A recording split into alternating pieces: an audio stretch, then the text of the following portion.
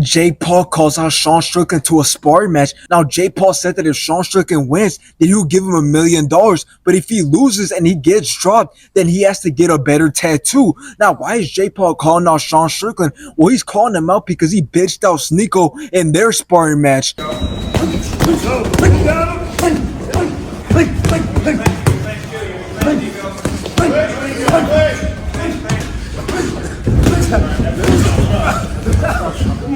Now, Sean Strickland will destroy Jake Paul in a sparring match, and I'll tell you why, because Sean Strickland is the same size as Jake Paul. Not only that, but he also has way more experience and has better cardio than Jake Paul. But this won't happen because Sean Strickland said that the UFC could sue him. Now, I understand Jake Paul's intentions, and to be honest, it's actually pretty obvious what his intentions are, since he did say what he feels like after watching that sparring match of Sean Strickland versus Sneako, and which I agree with him, because that sparring match went so far to the point where it's completely bullying, and it was clear that Sean Strickland did it for his own ego, as we all have probably seen all these videos of Sean Strickland on TikTok and on YouTube and on Instagram of him just letting his ego take over. For example, when he walked past MGK, it's clear that he just spoke what came to mind, which obviously he could do whatever he wants, but it's just clear that everything he does and all his actions are just backed up by his ego. But anyways, back to the point about Sean Strickland being reckless and being driven by his own ego, and why he was bullying on what he did to Sneako is because everything was good and everything made sense about him sparring Sneako until the point where he let off on Sneako, and that's exactly why he's bullying, because it's not like he's an influencer who boxes. He's a professional mixed martial arts fighter who's a former champion and is well known for his amazing striking skills. That's why it made no sense for him to let off on Sneako, because nobody got a laugh out of that besides him, since he's trying to put on this tough guy persona. So it's crazy the difference in maturity between Jake Paul and Sean Strickland, because if we wind back the time when Jake Paul sparred Sneako, he was going light on Sneako, barely throwing any punches. He was just letting Sneako work, which is exactly what Sean Strickland should have done when he was sparring Sneako. So it just shows the difference in maturity between Jake Paul and Sean Strickland, keeping the fact that Sean Strickland is way older than Jake Paul.